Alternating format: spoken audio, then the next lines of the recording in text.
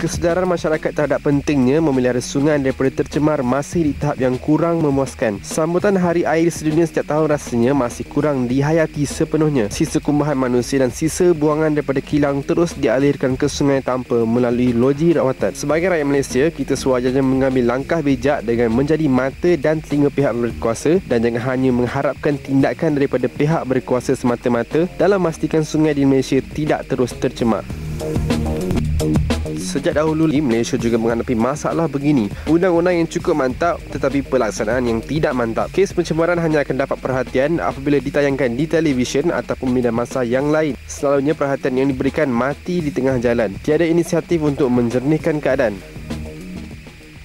Okey, terima kasih kerana anda terus bersama saya dan juga Dr. K. Kalitasen tentang penjagaan sungai dalam program Wiwatawan pada malam ini. Satu Facebook daripada Kamaluddin Idrus, selagi bentuk pembangunan yang dibina membelakangkan sungai, selagi itu sungai dianggap tempat membuang segala kekotoran. Pembangunan harus dibina menghadap sungai supaya orang ramai tahu menghargai sungai. Itu dari sudut engineering part. Dari sudut hari ini persepsi kalau kita membina rumah, membina kawasan perumahan tu semuanya membelakangkan sungai. Jadi segala kumbahan, segala kotoran tu di belakang lah. Jadi persepsinya sungai itu tempat benda yang kotor saja. Jadi bagaimana kesedaran ni boleh ditukar dalam masa terdekat ni, Dr. Kalitasen? Kalau kita nak menunggu, tak ada masa dah. Bagaimana kita nak mempercepatkan kesedaran bahawa sungai ni sesuatu yang perlu dijaga untuk generasi akan datang, ataupun hari ini kalau kita tak jaga ada banjir berlaku, tersumbat dan sebagainya, dan sumber air kita akan ada masalah. I think apa yang diutarakan itu memang betul lah, sebab di Malaysia ni sungai ini dilihat sebagai satu bebanan, liability compared to asset di luar negara. So I think kita harus menukar konsep itu supaya sungai itu boleh dilihat sebagai satu asset untuk kita.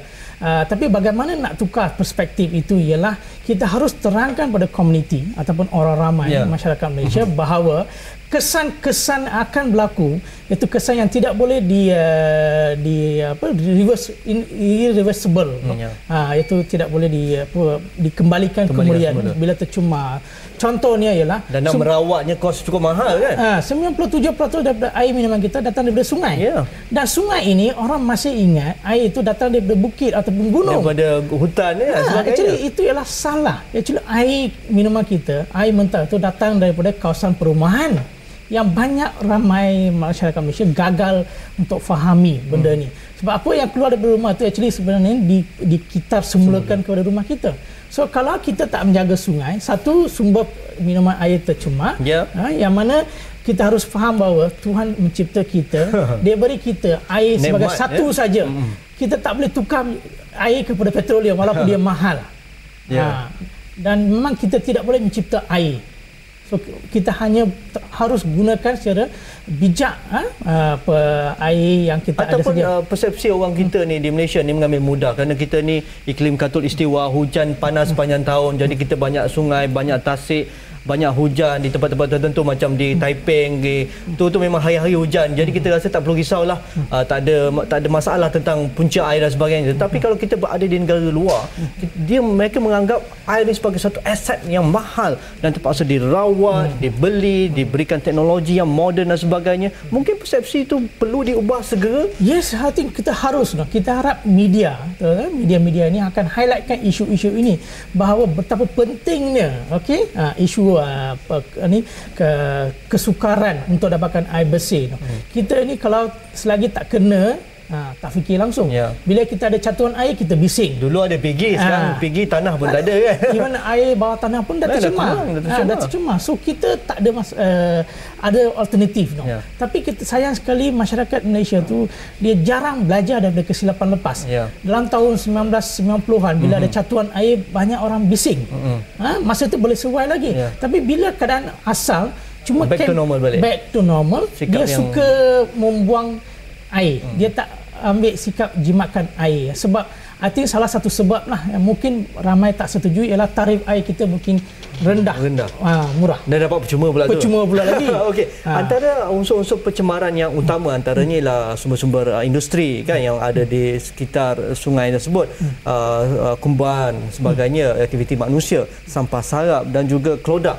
Jadi ini antara menyebabkan pencemaran berlaku di sungai-sungai kita. Adakah kita tidak mempunyai suatu plan besar untuk kita alihkan segala bentuk kilang, setinggan, rumah-rumah yang dekat dengan kawasan sungai ini, akhirnya kita dapat menjaga dengan secara total sungai-sungai kita hari ini, Doktor? I think dari segi dasar akta kita memang ada. Kita ada memang cukup lengkap semua. Apa lagi yang kita tak buat sekarang? Apa yang kurang ialah dua perkara. Ya. Satu ialah pembangunan mampan. Lestari, itu lestari, sustainable development kurang. Yang kedua ialah penguatkuasaan. Kita sangat kekurangan dari segi penguatkuasaan. Banyak sangat agensi yang menjaga sungai kita ni. Tapi masalah dia, kalau kita tanya siapa, who's the owner of the river? Sampai sekarang saya pun tidak tahu jawapan. Sebab apa? Banyak pihak yang terlibat dalam pengurusan sungai. Susah. So memang tak boleh kata satu agensi. Contohnya sudah sampai masanya kita bentuk satu agensi tunggal untuk menjaga sungai-sungai kita. Tapi untuk Selangor memang kita ada satu agensi yang dipanggil sebagai LUAS, Lembaga Urus Air Selangor. Tetapi keberkesanan dan pelaksanaan itu masih lagi pada tahap yang perlu banyak peningkatan lah. So I think kita harus menekankan penguatkuasaan, dan salah satu cara Global Environment Center sedang utarakan ialah bagaimana komuniti ataupun masyarakat setempat boleh terlibat dalam penguatkuasaan ataupun pemantauan. Sebab yang diberi oleh agensi-agensi kebenaran ialah kekurangan kaki tangan. Yang di mana memang benar, with the limited kaki tangan ada. So kita harap orang ramai boleh dimasukkan, diterapkan dalam jentera mekanisme pemantauan untuk setiap agensi kerajaan ini. Itu saya rasa satu cara yang berkesan. Pengalaman saya pergi ke Australia beberapa tahun yang lepas, saya lihat apabila kawasan tersebut mengalami banjir kilat misalnya, kerajaan ataupun pihak berkuasa tempatan membuat plan khusus untuk memantau dan juga tidak memungkinkan berlaku semula banjir kilat, dan akhirnya mereka membuat satu plan khas dan melibatkan kawasan-kawasan tersebut, dan komuniti bertindak sebagai mata dan telinga kepada pihak berkuasa, dan mereka menentukan apa yang mereka mahu. Kawasan tersebut dibuat satu flood mitigation center untuk membawa air yang lebih tu ke kawasan padang misalnya, tapi padang tu bila kawasan tu tidak ada hujan dijadikan sebagai kawasan rekreasi, hijau cantik, dijaga rumput dan sebagainya, orang boleh main bola, main rugby dan sebagainya, dan air yang mengalir tu bukan air kumbahan daripada rumah, air yang betul-betul telah disulin, ditapis oleh hidupan-hidupan yang asli itu. Jadi kawasan tu cukup cantik, bahagia, dan komuniti bertanggungjawab sepenuhnya. Jadi kita dah sampai ke waktu itu untuk melibatkan komuniti secara total. Yes, I mean saya setuju 100%. Mungkin kita mulakan satu tempat dulu, mungkin ada pengalaman. So kita macam contohnya, macam pengingatan kan. Kita jangan minta masyarakat pun jangan tunggu sampai sungai dah tercemar baru nak komplain. Kita minta buatlah kad pemerhatian sungai ini, kad laporan sungai ini. So kita ada cara-cara tentu, aspek-aspek lain supaya kita boleh lihat dia punya tu temperature macam kita kan, sukatan dia. So kita boleh tahu dia tu okey ke ataupun dah sedikit susah ke. So supaya bila dia ada sedikit masalah kita boleh perbaiki. Dia lebih mudah untuk memperbaiki kalau tahap pencemaran masih lagi pada tahap rendah. So kita minta komuniti terlibat dalam pengurusan sungai, macam jadi river ranger. Kita latih mereka, kita beri kemahiran pada mereka. Sekarang berapa ramai dah terlibat dengan sekarang ni kita yang terbaru ni kita ada satu projek dekat Sungai Wei, lembangan Sungai Pencala. Kawasan tercemar tu memang tercemar. Dan ini ialah projek dengan satu corporate GAB Foundation.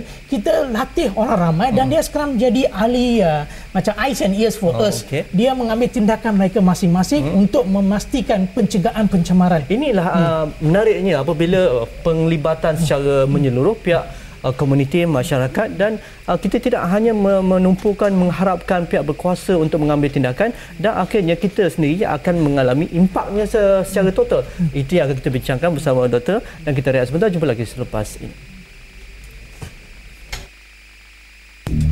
Ikat manusia yang menyebabkan sungai tercemar. Sikap dan perbuatan membuang sampah dalam sungai atau merata-rata hanya fikir kemudahan sendiri saja. Restoran, pengilang dan individu sentiasa membuang sisa-sisa ke dalam sungai menyebabkan sampah sap terapung di atas sungai. Cintailah sungai kita, warisan kita.